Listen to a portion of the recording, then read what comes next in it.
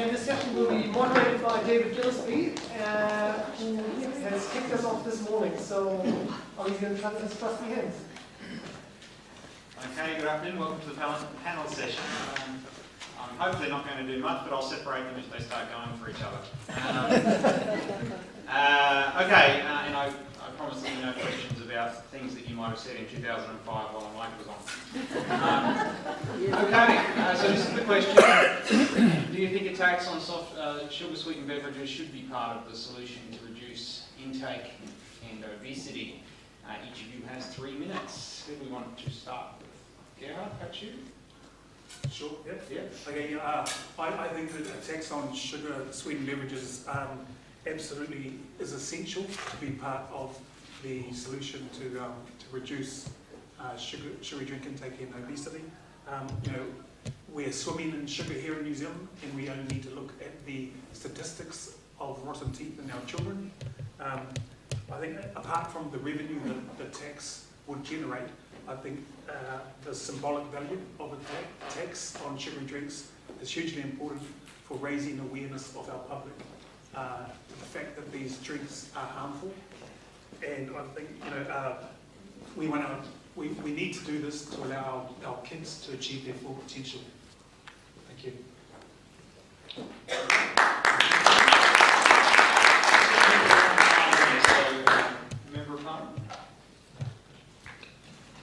We know that in New Zealand our consumption of sugar is really high, and we believe in the Labour Party that instead of just focusing on fizzy drinks and or soft drinks, that we should look at all processed foods. And so our position in the Labour Party is we're currently developing our policy on this issue, and as Associate Spokesperson for Health, it won't be something that I will say today what our position is. Our spokesperson for Health, Annette King, will be making an announcement on our position on sugar in the next few months. I can say though that we are looking at the evidence from other countries, and we're looking at it very seriously.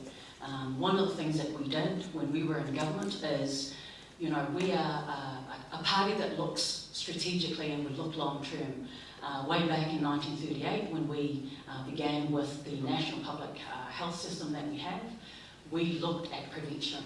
And when we were in government 10 years ago, we introduced a lot of initiatives to address obesity, because we could see obesity as something that we needed as a government to address, not just for health reasons, but for fiscal reasons as well.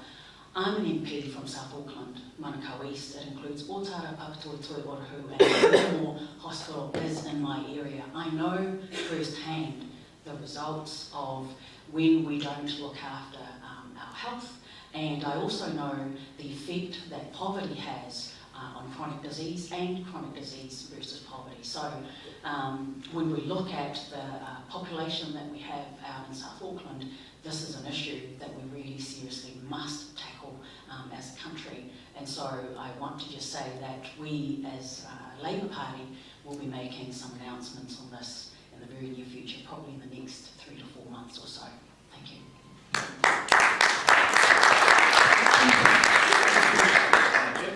Kia ora koutou. I think the answer to this question is an unequivocal yes. Cleona put up a slide which summarised it best. You can see in the slide a junk food tax was number one in terms of the cost-effective solutions to reducing obesity, and there's 2 reasons for that. One, because it reduces consumption, which ultimately reduces obesity, but secondly, because it raises money.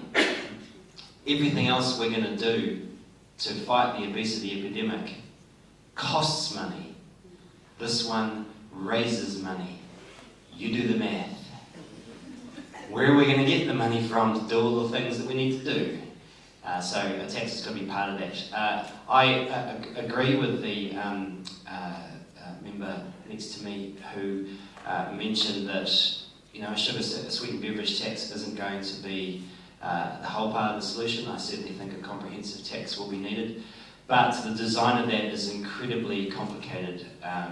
much more than we have time to discuss here today, and that will take many years and many experts to work through. The sugar sweetened beverage tax is workable, it exists, it works, and it's also the low-hanging fruit in terms of impact on, this is the most pernicious of the fake foods in my, in what I've seen from evidence. So I think this is the obvious place to start. And in terms of why, well, it's about, I think as both have said, giving all kids a fair start in life. But what we need to think about as a community is, what are we going to spend that money on? Because it's a major part of our messaging. I personally think spend it on nutrition education in schools, but you might have better ideas.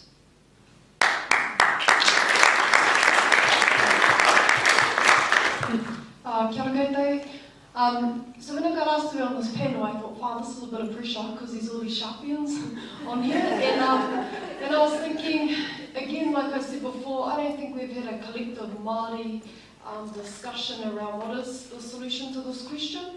So I thought I'd be authentically Kelly, and I would go and ask my own whānau and communities around what their whakaaro was to this.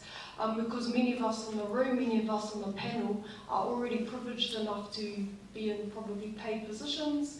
We've already have been educated enough to make our own choices to this. And many of us in the room may be already choosing not to eat these sugary drinks. So I went and asked on good old Facebook, and I had within 3 days 50 replies, which is pretty sharp. And in terms of look, I'm pretty Waititi, I'm a fair Māori, so I had my Pākehā whānau replying, I had Māori whānau replying, I had my academic mates replying, I had whānau from Parapara, so I'm from near the top of New Zealand. And the results in that didn't show the same results that we had before from Nikki was showing. And from 46 responses, we had 43 saying yes. And I'm going to bring the Kazi's voice because we need whānau voices in these debates. And yep, my nearly toothless mouth says yes, tax fizzy drinks, cuz. So our mokopuna choose water instead. So there was a number of whānau who, or responses, who said yes. Yep, we need that. Nobody said yes as its only solution. It definitely had to be multi-approached. We had 26%, 12, who identified that they're not sure. And there was a whole lot of discussions around that. With about 30% that said no. Now, I'm going back to someone earlier talked about the teenager. So I asked people if they had family, can you go and just ask your niece or nephew or son or daughter what they think? Mr. 16 said a tax wouldn't stop him, he would still pay the extra. He says $4.50 for a 500ml energy drink. Or he pays, sorry. He's educated about the effects of sugar, but he has the he-man mentality that nothing will affect him as he is sporty, fit and has abs. So there is still work to do in that space. And of course there's all the solutions around the 26% orange club, the ones who are not sure. And most of those recognise that, there's the role around the marketing. Why not have All Blacks having Waimaori sponsor them, and what impact would that have around our country rather than... Anyway, I'm meant to be looking at this question. But I think for Toi Tangata, in my Toi Tangata hat, definitely recognise that tax has a role in the support to achieving reducing sugary drinks and obesity. Is it the tuakana solution? I'm not sure. When you look at the learnings that we have had around the tobacco control, it wasn't the oldest child of the solutions. It came later on in the journey. So I don't think it's necessarily about the yes or no, but it's the journey too. And how do we engage more of our community? How do we engage more of our whānau? Recognising and learning from the tobacco world, there was a whole workforce that supported achieving that, and most of that was in place before we came to addressing the tax. So Okati Kai Paipa, there was a Māori health workforce. Would we be putting those solutions, which might be when we raise the money, into ensuring that there is a workforce that support in communities and achieving those other ranges? Likewise, I just want one more space here before I go whiz. We still haven't yet built the capacity even in the Māori academic world to be addressing this solution. So, often here, Kelly girls in the middle here are representing a Māori view. I have to have a knowledge of research, I have to know the knowledge of tax, I have to have a knowledge about nutrition. You know, we haven't yet built the capacity, so there is diverse Māori contributing to what the Māori solution to this. Yes, it should be a solution. Yes, though, we've got to make sure from a Toi Tangata perspective we whakamana way, and we look at those Māori narratives to the solution alongside, or maybe above. Kia ora.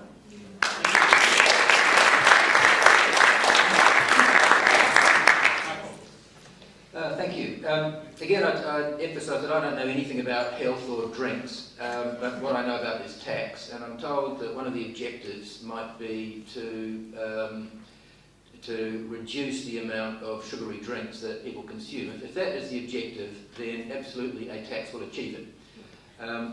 Cleona, in what she had to say earlier today, suggested that possibly a 20% tax, which is an ad valorem tax, that's a tax calculated by reference to the price, didn't seem to have too much of an effect. The response I'd make to that is clearly it's not the right kind of tax. There might have been some difficulty in the methodology in that, but if the methodological difficulty can be resolved, the answer is simply the tax isn't high enough. I'd suggest that that is the answer to your 16-year-old, or whoever he is, as well, is that he might think the tax isn't going to make any difference to him, but it would. I think that, notwithstanding that, there is a need for further research of the kind that Jeff and other economists might do as to how consumers are going to respond to a tax, and as to how manufacturers and other participants in industry are going to respond to it. But generally, in principle, if you tax something, the price will go up and consumption will go down. Now, there's a problem with this being regressive, meaning that it will hit poor people harder than it will hit more affluent people. I think the answer to that is twofold. The first part of the answer is that is exactly what happens with the tax on cigarettes, and if that's what's required to get cigarettes consumption down, then so be it. In this case, sugary drinks, I think it's the ethics of it are easier because there are alternatives. That is, you can drink what will be the more expensive fizzy drink that's got sugar in it, or if you don't want to do that, you can drink what will be a less expensive drink that has got some alternative sweetener in it. The other thing about Cleona's experiment is I think that was, as I said, an ad valorem tax, that is a tax calculated by reference to price. What I suggest is a per unit tax, that is so much per litre, for example, $1 per litre. You might think that Jeff and I kind of conspired beforehand that we both recommended effectively something very similar. We didn't, so it was a delightful surprise for me to get here and turn out that the economist on this occasion seemed to think the same way as the lawyer. Thank you.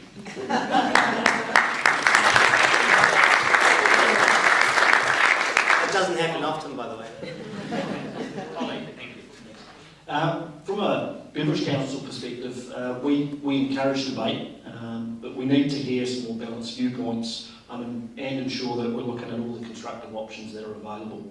The beverage industry has stood up, and we do want to be part of the solution. As an industry, we're already looking at solutions. We are innovating, we're reformulating products, we're improving our on-pack nutritional communication, and we are offering a greater choice of low and no calorie options. The health industry is zeroing in on sugar tax as a means to change our rate of obesity. The intention is that by people drinking less sugar-sweet beverages, they'll cut down excessive sugar intake. But from the research that we've commissioned, it shows that Kiwis already are drinking less sugar-sweet beverages, and yet obesity rates still continue to climb. From our point of view, there's no substantial evidence that tax intervention is an effective tool in changing consumer behaviour and ensuring that in the long term they make healthier lifestyle choices. Trying to reduce obesity through tax doesn't work. We've got Mexico, Denmark and a number of states in the US that prove this. We would like to highlight that tax, the tax being proposed, it's not applied to all products containing sugar, and it's only focusing on sugar sweetened beverages. So rather than being a sugar tax, we see it more as a soft drink tax. Whilst the attempt may not be there, the perception is that there's one industry and one product in soft drinks that are being made to be seen as the scapegoat.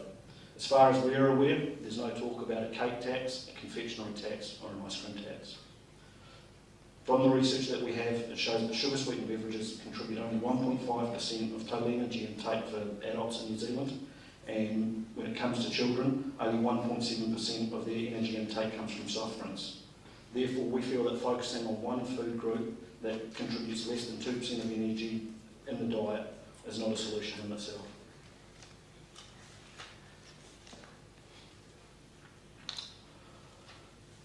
We believe the tax penalises consumers indiscriminately and only perpetuates the myth that soft drinks are the cause of New Zealand's obesity problem. They're not. We feel that rather than focusing on a tax, we should be looking at other areas. Nutritional literacy, moderation and exercise are all key elements to helping fix this particular health issue. We need to be doing more to educate Kiwis about healthy diets. And from our point of view, a healthy diet is one that does include the occasional treat, and that occasional treat can always be a sugar-sweetened beverages. However, we're too busy fighting with each other and not the issue that's at hand. We ask everyone to turn their attention to develop a coordinated approach that builds on each other's strengths. Strengths from the public health sector, strengths from the industry. Let's look at the resources that we've got. Let's try and combine together so we can get access into those communities that need it most. Let's work together so we can develop the right messaging.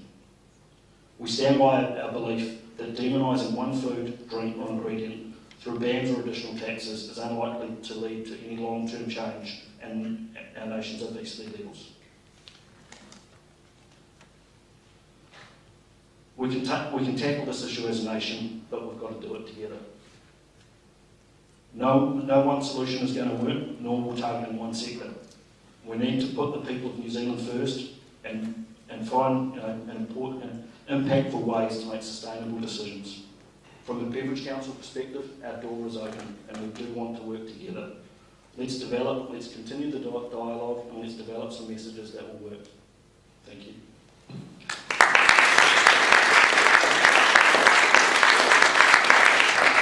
Thank you, Ollie. I'm going to open up to questions now to the panel, but before that I'm going to exercise a moderator's prerogative and ask Ollie a question. Ollie, a theme of what you just said was essentially that you feel the beverage industry is being singled out like this, and that's grossly unfair, if I'm to paraphrase what you're saying. Can I take it from that you would be more supportive of a tax on sugar if it were to apply uniformly to all foods which had added sugar? From our perspective, we feel that the debate, it shouldn't just be focused on sugar-sweetened beverages. We feel it needs to include the entire food and beverage industry rather than just one sector. So is that yes? You would be more supportive? I'm not saying we would be more supportive. What I'm saying is with the debate and dialogue that we're having, rather than just looking at SSBs, let's all of us in this room, including the wider food and beverage industry, let's sit down together and have that conversation. Okay, so let me just put some more words in your mouth while we're talking about it. If, for example, we had the breakfast cereal manufacturers in the room, and what was being proposed was a tax on their products as well as your products, would you feel less picked on and more supportive of the concept? I think we've got to take it back to what's the core issue, what are we trying to achieve, and we're trying to reduce obesity here. Do we feel that a tax is going to reduce obesity? The research that we've got is showing that consumer behaviour is already changing. Yes, people are consuming less sugar-sweetened beverages, but obesity is still continuing to rise. Yes. Okay. All right. Well, thank you. I'll pass it over to the floor. The chap from Fruitcore up there is first off the mark. Thank you.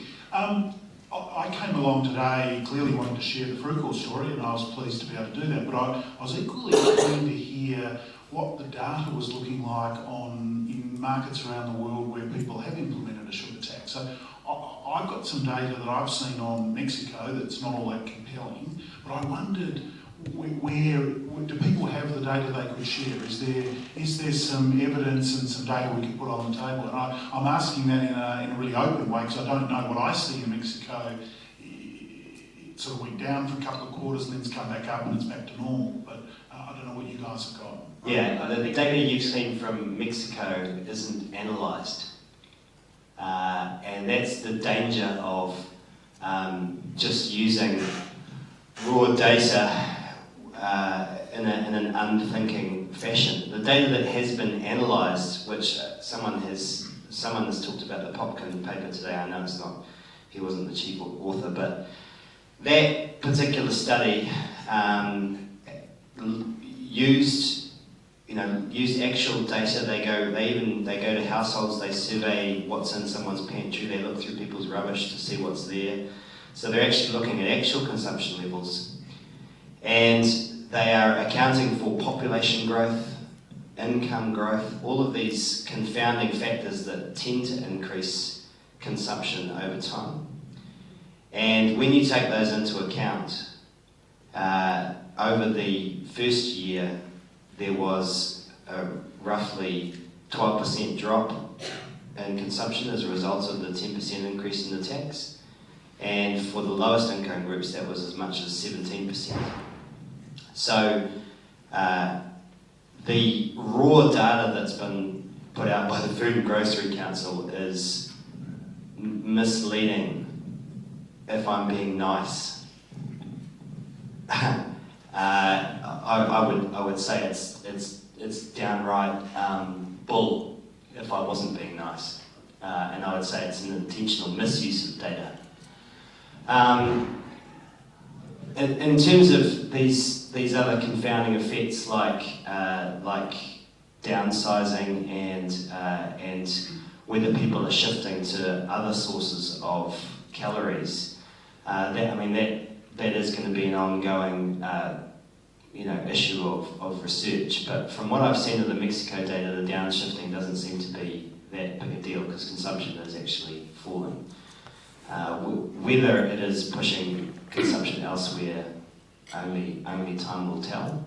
But in terms of, the claim that we're not seeing reductions in obesity, this to me is or that policies haven't had an impact. This is classic delaying tactics. Obesity is incredibly complicated. And to expect that a 10% impact on, tax on SSBs is going to drop people's weights overnight when there's so many confounding factors is a huge oversimplification. So I think, we've got to accept that, these issues are complicated and it is going to take time to work them through. And it's only going to be by experimentation that we actually work out what works. So to say that we haven't seen anything that works when we haven't actually tried anything to see if it's going to work is a tautological argument. Okay? Let's start here. Okay, I'm going to add a non-research. You asked me about data. Is it right? What was the question? Well, data, particularly on Mexico, Jeff, I think it would be fantastic if we could get that data and share it. Only in the next 5 minutes, but if I can email it to you. Yeah, because I think it's really important because we've got a live case study. We should all be. I was really surprised that this didn't get shared in the manner that you've just described it, because it sounds pretty compelling. I think the slide was up in Brunel's talk, wasn't it? The Popkin Colecturo and Popkin. And It's the been up. published tax as well, Yeah. an action that's just been published in the American Journal of Public Health as well. So the Popkin paper was published in the BHA. Yeah. At last year's conference, we went into quite a lot of depth about it. So yeah. It came up on the Facebook post that I put up. Actually, and it was from Whānau, who actually linked that thing. So if you go to Toi Tangata Facebook, you'll be able to find a link to that article. But I was just thinking, yes, there's global. What is the global research? I'm just going to put it right back to the local picture again. As I'm driving to the airport to Kirikiri the other day, and I went through Kaiō. Anyone know who Kaiō is in the Far North? Yeah, Kapai. And I just had a conversation with the man at the local petrol station. And where once upon a time, and not that long ago, you would only see one drink refrigerator with the fizzy drinks available. There is now 7. And and this is in a local Kaiō. And I thought, because I'm coming down to Wellington, I'd just ask the part-time to him, so who makes the choices for you to have these drinks here? And he said, oh, it's not us, and he was the owner, it's the company or the brand of what his petrol station, to be under that brand they determine what is put into his shop.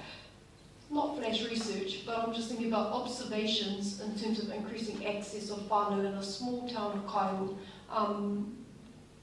Yeah, that's my contribution to research, Chair.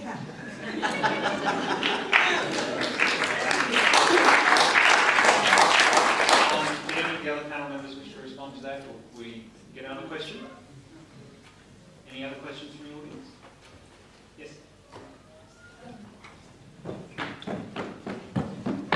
You just wanted to make me run. Yeah. I suppose I wanted to say thank you, Michael, for your presentation.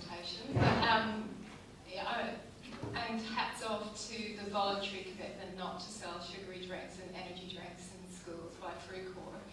As a mother of two preteen children, I know that these drinks are being sold in schools. And so my question for you and the industry, I guess, as a whole is, how can we see that across the whole sector? Your competitors are obviously selling sugary drinks and energy drinks in schools, and so they're undermining the efforts that you're making as a company. So, from an industry perspective, how do we actually try and get that rolled out across all schools? Shall we ask Ollie, who's the industry representative, to answer first, and then you can join in if you wish. I'd just like to clarify that voluntary schools agreement. It was actually an agreement that Coca-Cola and Frucor worked on together. So it is something that they are working on together. So I think in terms of talking on the voluntary schools agreement, at the moment it's an initiative that was started by Coke and Frucor. It's not an industry initiative, but it is something that we are familiar with, because obviously we support that initiative that they're taking. But to answer your question, so the initiative that they have is that they will not sell directly to any schools. From my understanding, they've had a conversation with the Ministry of Education, and the Ministry of Education will not tell schools what they can and cannot stock. So whilst our two members, Coke and Frucor, aren't supplying directly to the schools, that doesn't stop the schools from going out to those other distributors and buying from them. And I think from the numbers I've heard, I think it's around about 35% of schools.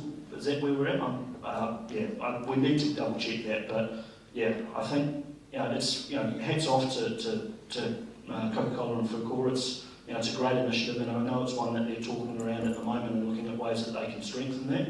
And I guess if I was to comment from an industry point of view, it would be appreciated if the Ministry of Education or something, they could help us strengthen that agreement.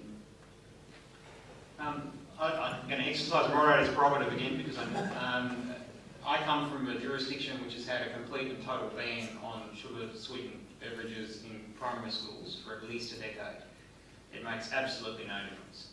And the reason it makes no difference is that the cafeterias still sell juices, and they still sell flavoured milks, and the corner shops across from the schools still sell everything. And the kids get what they were going to get anyway, it's just the school doesn't sell it. So I'm not a giant fan of that as a solution on its own.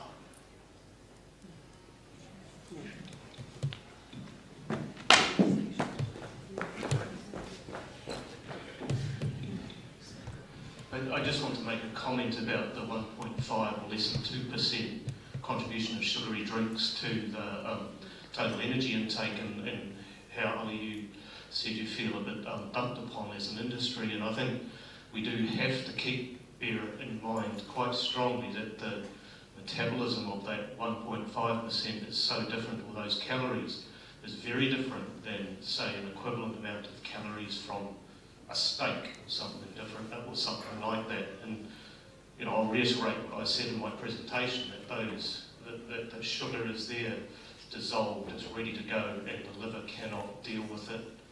It can't deal with it very effectively at all, and it's just metabolised into negative metabolic consequences, more so than, say, equivalent calories from a steak. And that's why these sugary drinks are so consistently associated with negative, with diabetes, obesity, heart disease, gout as well, via increasing uric acid. And I think one of the other comments I could make is that the focus is very much on obesity, and that's probably because it's so visible. But we really should be focusing on the effects that these things have on gout, heart disease, diabetes as well. And those diseases are significantly more impactful than your garden variety type of obesity. But obesity is a risk factor for these conditions as well. Thank you. Did any panel wish to make any comments about any of that? Just that, yeah, I mean, the other thing, excuse me, this is the geeky economist, but the thing that strikes me about the whole 1.5 and 2% issue also is that, the energy gap is 10% of our diet. That's the problem, that we're eating 10% too much. And so the discretionary foods that make up that are the problem. So actually, sugary sweetened beverages are 15 to 20% of the problem, not 1.5 to 2%. You follow my maths? Cool. Anyone else? I wanted just to say that one of the policies that Labor wants to bring back is the policy that we had around tuck shops and schools. In addition to that, we are also considering the policy that we have called Healthy Eating, Healthy Action. But one of the things that we're currently looking at right now is working with industry to make sure that there is a reduction of sugar content in all processed foods. So it would include things like fizzy drinks, but we're looking at all processed foods. So I'll leap in again now. Once again, exercising prerogative. You'll get sick of me in a sec. So is that giving us a bit of a preview of what your policy might be later in the year? No, this is actually just from the conference speech of Annette King from last year. Okay. She had already made the statement that we are definitely looking at having industry work towards a time frame to reduce the sugar in all processed foods. Okay, but given that that's the direction, is the policy implementation going to be something in that ballpark? I'm sorry, but you're just going to have to wait until Annette King announces our policy in the next few months. Just one comment about what underpins that policy. At the moment, for our child obesity strategy and our obesity plan, what underpins the whole strategy document is a calorie density argument, and that's what has prioritised saturated fat for the last 20 or 30 years. So I think an important thing is that sugar needs to underpin any policy documents, and it needs to underpin our childhood obesity strategy, because we've been addressing saturated fat and energy density for the last 20 or 30 years, and although heart disease has continued to come down, type 2 diabetes and BMI across the world has continued to increase. So I think sugar needs to be prioritised and form the basis of those policies and strategies.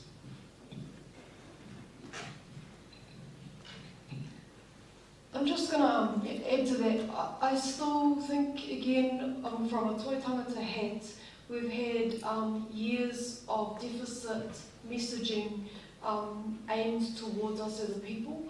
And I think, I recognise and understand that those are key components of solutions, but I would like to be seeing more positive focused discussions like the kōrero we were talking about, waiariki, and how do we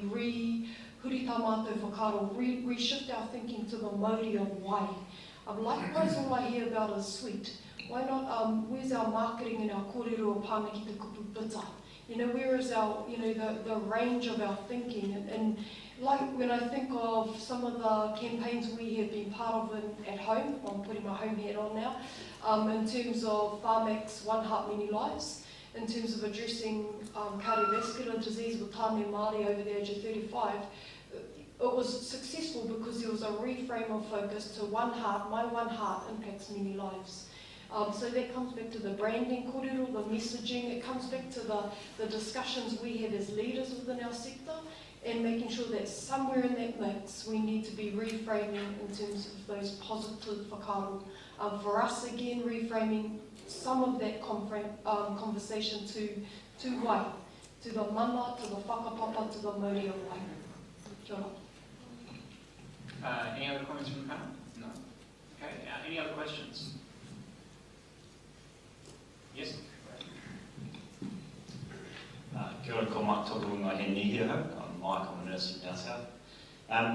My focus is very much on oral health, and so my question would be to Gerhard around the focus on sugar in soft drinks. And we know that artificial sweeteners are going to rob teeth of our 3 and 4 year old children just as fast. So do you think there's a risk that we're pushing as sort of replacing one evil with another by not focusing on carbonated beverages as a whole?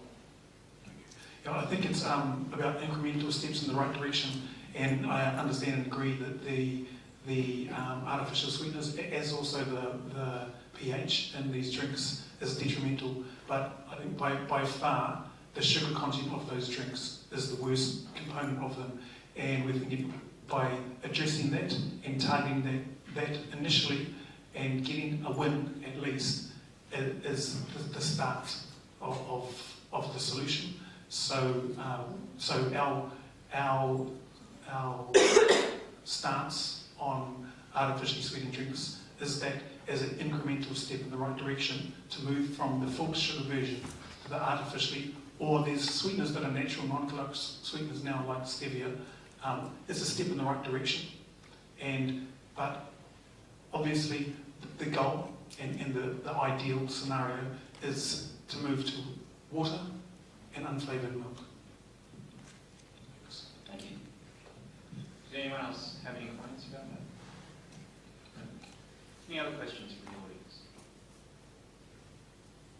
Everyone is thoroughly sated by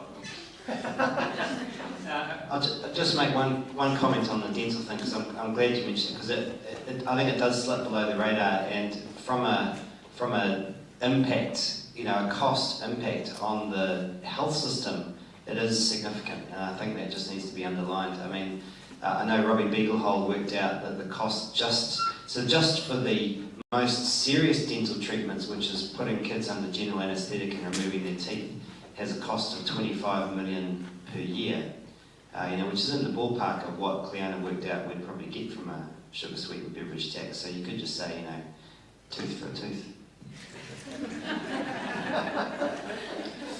I'm going to put now my part of the audience hat on and ask a question. Why not do that? Yeah, go. So team, Gerhard, you've brought together these different leaders to address this kaupapa. What is the next step? So in terms of what do we do next, tangibly touchable, to start working towards that, and who else is not here in the room that should be at the table?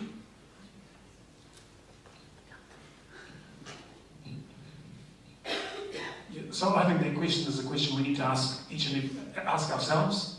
Okay, and so I also too think the logo that Bodo and his colleagues have created is something that we can use. Even if it's not the logo, we can implement our own no sugary drinks policies within our own homes. We do in our house. But yeah, it's something we can all participate in and act in our own way.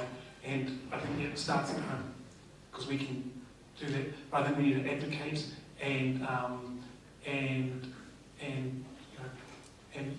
influence where we can, but raising awareness, but also to lobbying where we can for issues like a tax, for getting sugary drinks out of schools. I think no one initiative is a solution. It's each and every one combined. So I think I hope that might have answered your question. Okay. Any other comments or questions? Yes, we have. Yes. You can share. Yeah. So we've seen success when it comes to liquor taxes and tax on alcohol. What do you think are some of the additional challenges when it comes to sugar? Taxing sugar? Is it the fact that it's a relatively low value good compared to alcohol and tobacco, or why do you think it hasn't come about yet? Overwhelming overwhelmingly what makes it difficult is that tobacco and liquor are, for the most part, not disseminated through a wide variety of other products, whereas sugar appears to be injected into a very wide variety of products in the supermarket. I mean, I suppose one example is that there are slight problems with the liquor tax in some of the more expensive forms of chocolate, but it's really trivial compared to what you're going to find in the supermarket. And that's the real difficulty with it. When I think about that question, I'm still, and then I compare it to, say, tobacco, with a Māori lens on that, there was huge Māori leadership that contributed to the tobacco tax happening. And again, when our cup of teas count time at lunchtime, and then I recognise that we haven't had strong Māori leadership collectively yet to be able to contribute to this space. So, and I'm looking forward to, as part of those solutions, and we had talked about it, and Leonie had planted those seeds around how do we get the movers and shakers around to start building that momentum.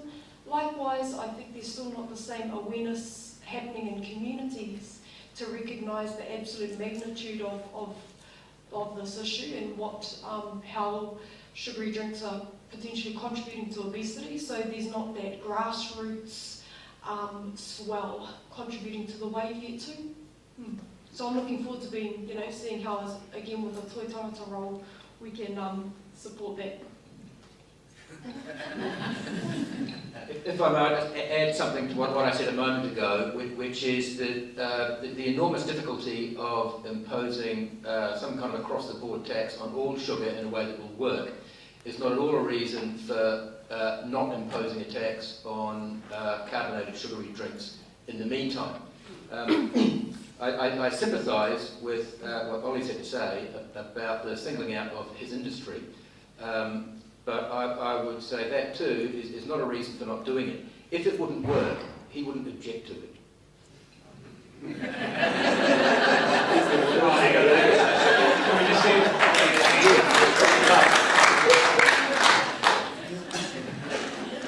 I'd just say probably the one follow-up to that. Where is it? If you can show us the evidence that it will work. Can you show us the evidence where it will work, where it will reduce obesity?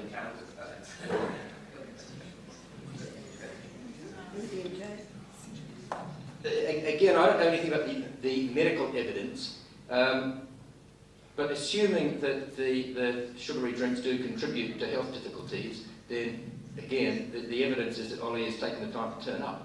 That a tax will reduce consumption, so it will reduce. Either it will reduce the profitability of that industry, or it will oblige them to behave in the way that Frucor has in developing a range of alternative products.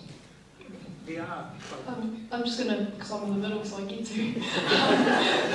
I'm just going to, no evidence at all, but in terms of evidence that our people have sustained whakapapa for generations, Māori and water in the Māori within Wai has sustained our people for generations. It's got nothing to do with that question here, but everything to do with part of the solution to continue us forward. And Jeff, you're going to get the final word, or Gerhard, someone? Just about the evidence, there are randomised controlled trials where they've taken overweight and obese groups of people and blinded them and randomised them onto artificially sweetened beverages, and those who maintain and continue the same sugary drinks, and those who went on to artificially sweetened beverages containing no sugar lost significant amounts of weight compared to those who did not. So there's plenty of evidence out there, and a tax which would reduce consumption. Yeah, I think that's teaching people to make healthier lifestyle choices. Any state. We've talked about it in any state. Okay. I think we'll cut it off there, unless someone has something really pressing that they would like to say. Okay. We'll get from you. Last question. Lucky last. Cool. Good. I think I'm near enough to the recording mic that it'll pick it up. This isn't perhaps the most, I haven't thought this point out fully, so bear with me a little.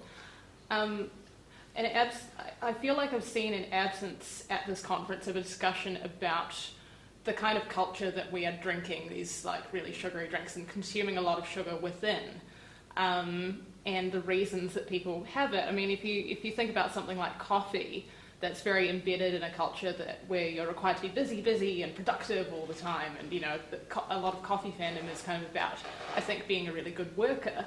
And I wonder if we could examine the ways in which sugar plays into things like that as well. I mean, has anyone mentioned capitalism at this conference? I feel like in terms of examining the philosophies that produce that kind of thing, I think, Callie, your presentation kind of got the closest to it, I suppose. And yeah, in that vein, I think the continual focus on obesity with sugar is really a product of the way in which capitalism in the state likes to reduce problems to particular types of bodies that can be surveilled and policed and so forth.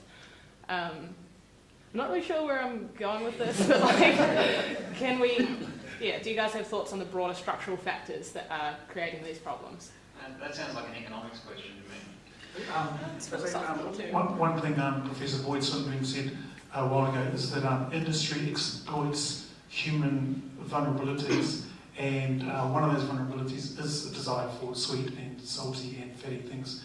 And I think, the consequence of that and making money in capitalism has been the huge variety and range of these types of products that we humans are susceptible to. So, yeah. Sugar is very addictive and it is very profitable, and you're right. Unfortunately, it's in almost everything, food and drinks. And, we have the third highest rate of obesity in the world. As a Tongan, we have, we're the most obese, unfortunately. So Gerhard and I have something in common. We're very passionate about addressing obesity. And I think we should look at stopping it from even happening first, childhood obesity. We must measure it, target it, and then we must look at, everything that we do. This is possibly part of the solution, but if it is, it's only part of the solution. It has to be tackled at a societal level, and looking at everything that we eat and drink. Yeah, I'd say capitalism doesn't work when there's externalities, and the way you correct those externalities is through, education, regulation, and taxation. I'm pretty confident that over coming years we will see that. We're all impatient for it, but remember it took us probably 50 years after we worked out the science on smoking to get on top of it. And I'd say, we're probably progressing against sugar quicker than that. So all good. Okay. Last word. Yep. I really love your question because, again, I think that's the part around we're not exploring and allowing those conversations with people to understand better the behaviour.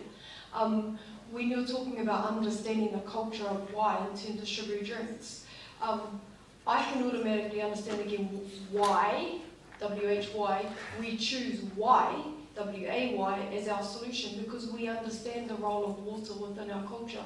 There are solutions in there. The modi of why water is one of those unique taonga that has the ability to be tapu or noa, sacred or not sacred, and have the ability to, in a broader context outside of its role of just drinking it, it has mana and role in our whole society, all of us. Which is why I think the excitement, if you connect solutions to why, there is all of that knowledge already there to be able to contribute to solutions. But I definitely think the opportunity to have more dialogue, to understand where people are in terms of their behaviour is something we need to explore. Kia ora. Okay, well, thank you very much, panel. We get a round of applause for our panel members.